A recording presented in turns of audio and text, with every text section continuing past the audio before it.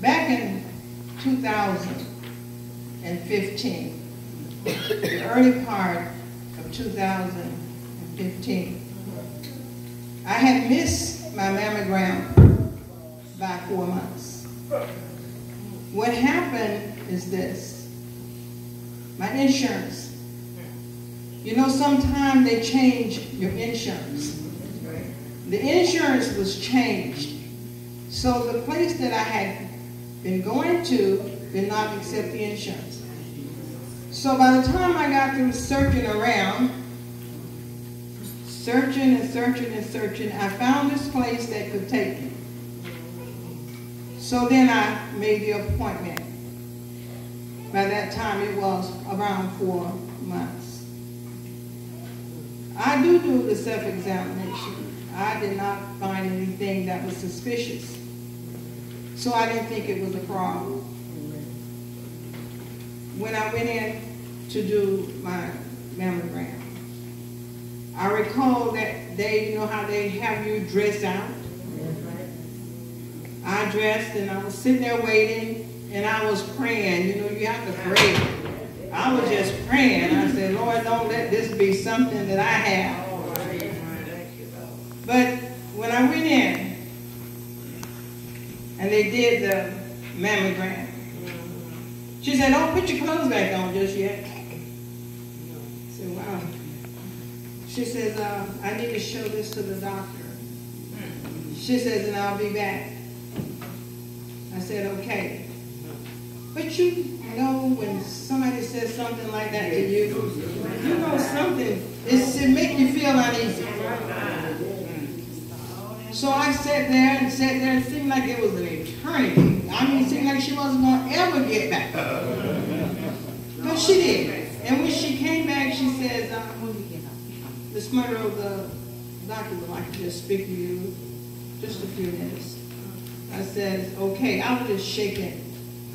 I said, what is this? So she led me down to the room.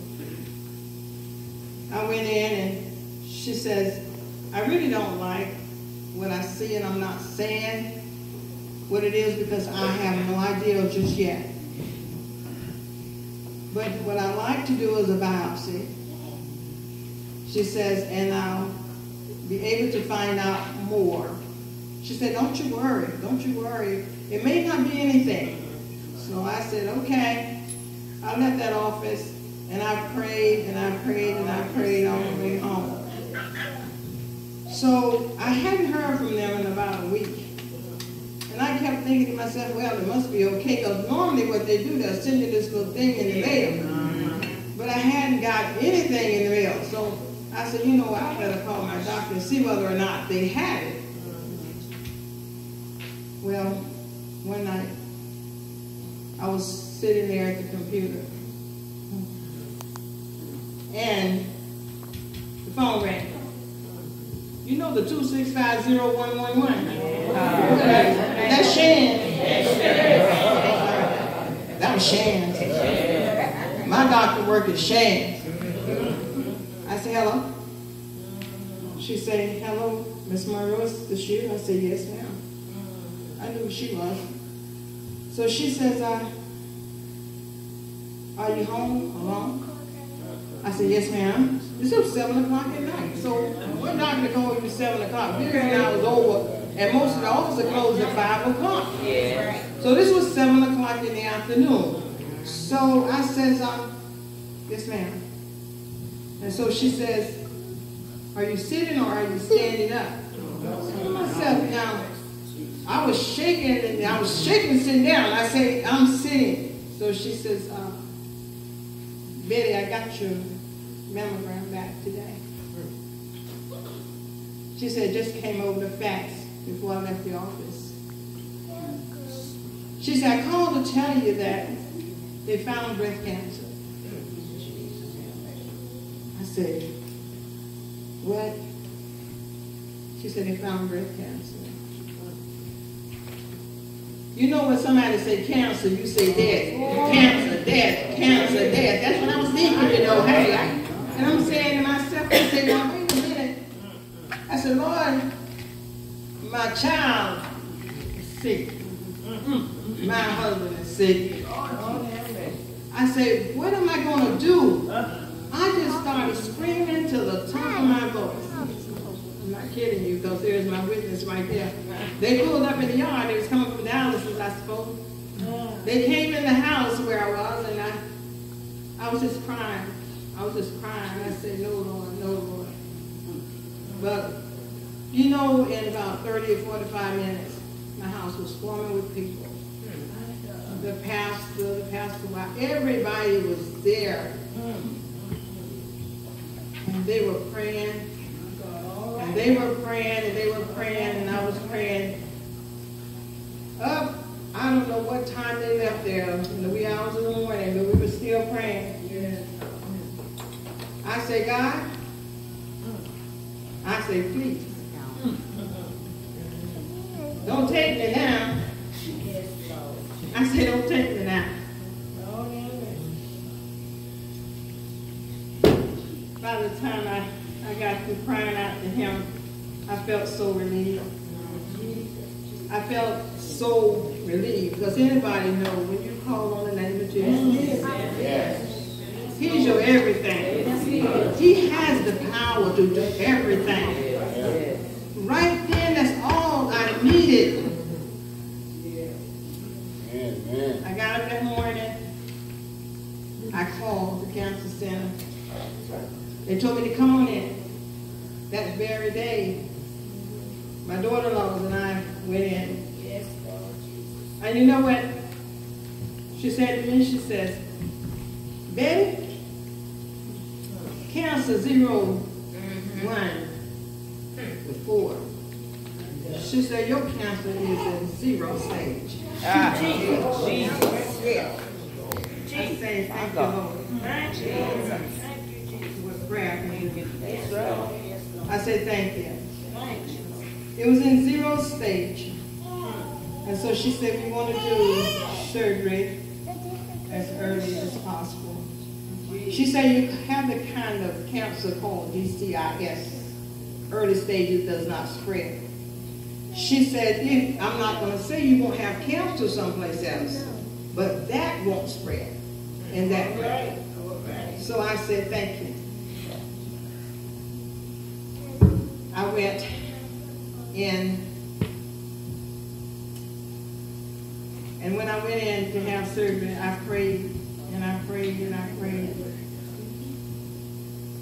And when I came out, I was still praying. My family was there.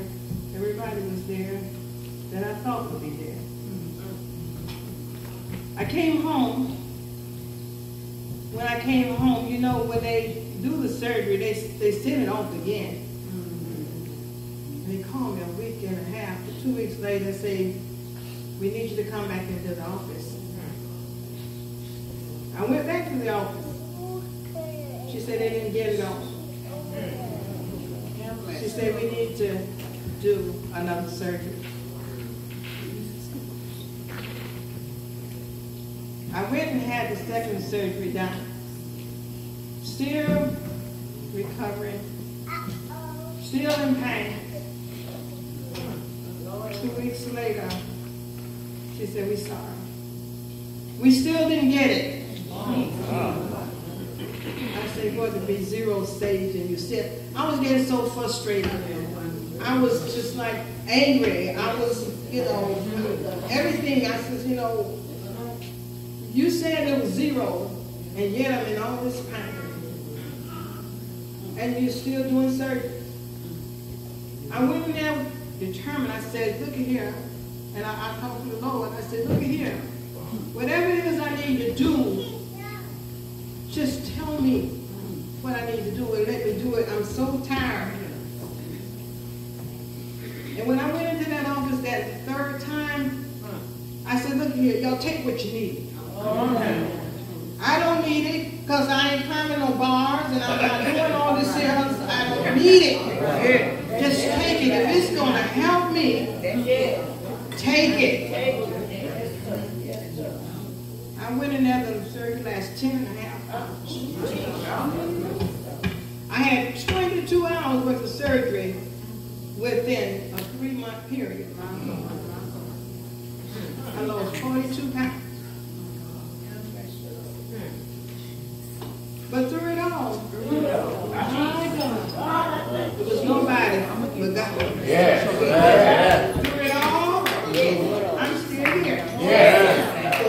I may have had a lot of ups and downs, and I still have some. Because when they cut you from A to Z, you're going to have arthritis. You're going to have everything that's wrong that can go wrong with you. But ladies, I'll tell you this. If you are planning, if you don't have but $50 or $75, if they say, come on, it's your time, you go. But it was me, they couldn't even see it. I couldn't even feel it. So I wouldn't have known anyway unless I did have the mammogram. But it's so many of us so afraid to go to the doctor. We are so afraid of what we might find out. But the sooner you find it out, the better off you are. Through all these months, and even through right now, we know God is good. We know everything He does it for a reason.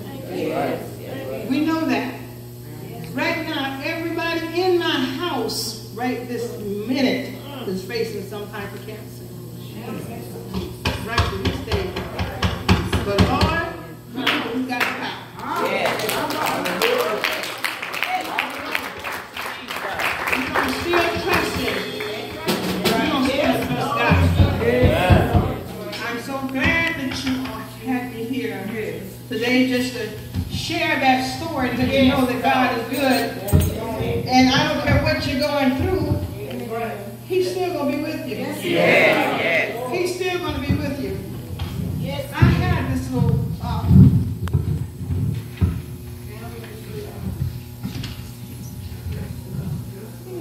a while back, I sat down and I thought about all of the things that I wanted to do. You know, I love to cook.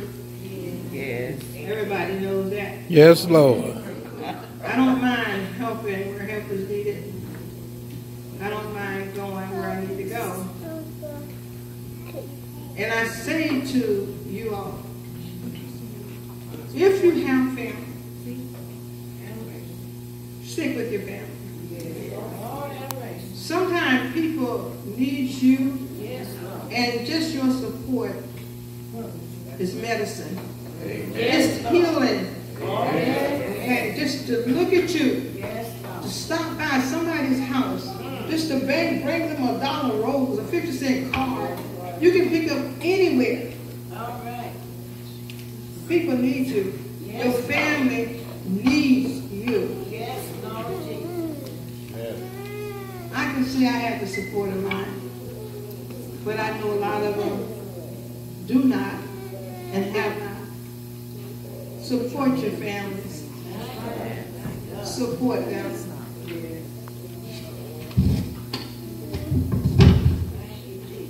I have been so blessed. I have been blessed. And I've been blessed because knowing others was praying for me. I was blessed. I learned to rely on God. And I had faith. The moment I turned it over to God, things got easier. I was blessed.